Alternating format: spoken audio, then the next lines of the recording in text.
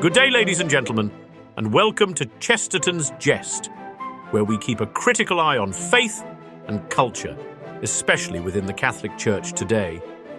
In an age where even church teachings seem to be shifting, we're here to explore and question the ideas and changes that challenge timeless truths. Through thought-provoking, often humorous perspectives, we aim to bring clarity to conversations others might avoid, holding fast to orthodoxy with the courage to question what feels off track. If you would like to join us as we dig deeper into the faith with reverence, wit, and a touch of Chestertonian insight, you can support this channel by gently pressing the like, share, and subscribe buttons in that order, and we thank you for your support. And so, let's get on with it, shall we? Our topic, up for discussion today, Pope Leo XIV, a new lion for an old church in a modern world. Part 2. Chapter 4. The Symbolism of Leo. The choice of the name Leo is highly symbolic and offers insight into the direction of Pope Leo XIV's papacy. By taking the name of Pope Leo XIII and Leo I, he signals his commitment to the strength of the Church's tradition, while also embracing a bold vision for the future. Pope Leo XIII is best known for his social encyclicals, particularly Rerum Novarum, which address the issues of industrialization, workers' rights, and the relationship between capitalism and labor. In many ways, Leo XIII was a revolutionary figure in his time, emphasizing the Church's duty to speak on behalf of the working class and to advocate for social justice. However, it is important to note that Leo XIII began his pontificate with a somewhat liberal, progressive outlook, especially in his initial approach to the modern world. He was deeply concerned with the rise of socialism and Marxism, and in his early papacy, he seemed open to some progressive reforms. Yet, as his papacy progressed, Leo XIII evolved. The more he saw of the rising secularism and the spread of heterodox ideas, the more he came to recognize that the papacy was not merely a moral guide, but a firm bulwark against errors that could threaten the integrity of the faith.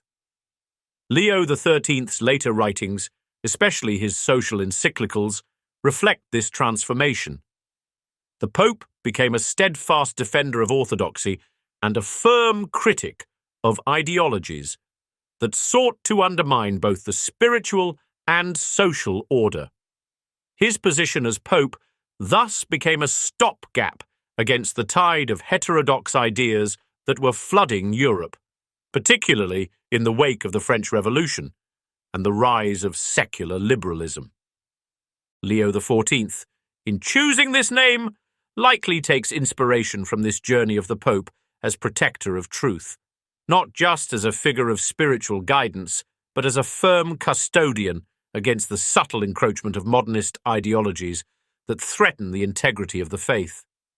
In a similar manner to Leo XIII, Pope Leo XIV may face the challenge of engaging with contemporary issues, economic inequities, social justice, and human dignity, while also defending the timeless truths of the Church against the modern tide of relativism and secularism. Leo XIV may also draw from the legacy of Leo I, the great 5th century Pope, who is remembered for his robust defense of the faith against heresies, particularly monophysitism. Leo I famously met with Attila the Hun, and by divine providence or sheer force of will, persuaded the invader to spare the city of Rome. This image of a pope as both a spiritual leader and a protector of the Church resonates powerfully in our own time, where the Church's authority is often contested not by external invaders, but by internal dissent and a world increasingly indifferent to religious truths. Leo XIV may find himself in a similar position, leading a church beset by modern threats, both from within and without. Thus, the choice of Leo is not simply a tribute to two great popes of history, it is a statement of intent. Pope Leo XIV signals that he is ready to take on the mantle of both a defender of the faith and a leader for justice in the modern world. Like Leo XIII before him, he will likely champion the dignity of the worker and the rights of the poor, but in the tradition of Leo I, he will also stand firm against heretical teachings and the relativistic ideologies that continue to challenge the Church's authority. Chapter 5. A New Path for the Church. While Pope Leo XIV's papacy is likely to build on the work of his predecessors, there are signs that he may also chart a new course for the Church, one that seeks to unite rather than divide. His background as a moderate and pragmatic figure suggests that his leadership will be focused on healing the divisions that have plagued the Church in recent years. One area where Leo XIV may distinguish himself is in his approach to church governance. Whereas Pope Francis's papacy was marked by efforts to decentralize power within the Church, Leo XIV may seek to balance centralization with local autonomy, ensuring that the Vatican's role as the governing authority is respected, but allowing local bishops greater authority in addressing the pastoral needs of their communities. Leo XIV's approach may also differ from Francis's in terms of his engagement with the Church's traditionalist factions. While Francis's papacy often sparked criticism from traditionalists, Leo XIV may work to bridge the gap between conservative and liberal factions within the Church, seeking to unite Catholics of all stripes around the essential truths of the faith. Chapter 6. A focus on evangelization. Pope Leo XIV will likely continue the global evangelization efforts of his predecessors, but with a more localized and enculturated approach. His time in Peru has given him a deep understanding of the cultural differences that shape the Church's mission in various parts of the world. He will likely focus on strengthening the Church's presence in the global South and encouraging a more culturally sensitive approach to evangelization. Like Pope John Paul II, Leo XIV may be particularly focused on engaging with youth, ensuring that the next generation of Catholics is not only well-formed in their faith, but also actively engaged in spreading the gospel to the world.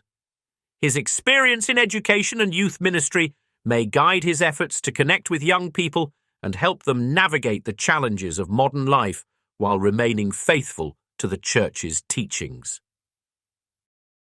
Chapter 7. A Pastoral and Theological Balance. Ultimately, Pope Leo XIV's papacy will be characterized by a balance between pastoral care and doctrinal fidelity. He will likely seek to nurture the spiritual lives of Catholics around the world while ensuring that the Church remains steadfast in its teachings on faith, morals, and social issues. His leadership will likely reflect his deep understanding of the interconnectedness between doctrine and pastoral practice, with an emphasis on applying Catholic teachings to the realities of modern life. As Pope Leo XIV begins his pontificate, the Church can expect a continuation of the core themes of recent papacies, while also experiencing a new focus on unity, doctrinal clarity, and evangelization. His leadership will be marked by calm resolve and gentle courage, drawing on his own rich theological background and his years of pastoral experience in both the United States and Latin America.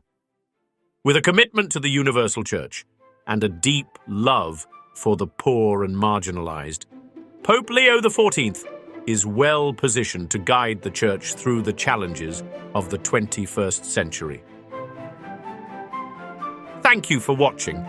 If you enjoyed today's video and share our passion for defending the true faith with a touch of humor, be sure to head over to chestertonsjest.com. Please support us by grabbing a bag of our gourmet-flavored coffee or take one of our beautifully scented candles, and consider slipping into one of our fun and fervent graphic tees or hoodies, designed to make you think and look good while doing it. Whether you're looking to wear your faith proudly or share a laugh, we've got something for everyone.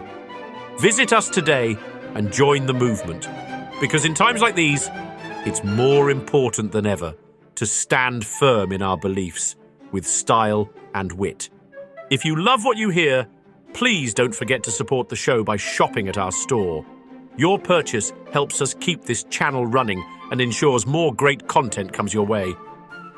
As Chesterton once said, "A madman is not someone who has lost his reason. A madman is someone who has lost everything except his reason." So, let's keep our reason and our faith intact together. Thanks for listening. God bless you, and may the good Lord be praised.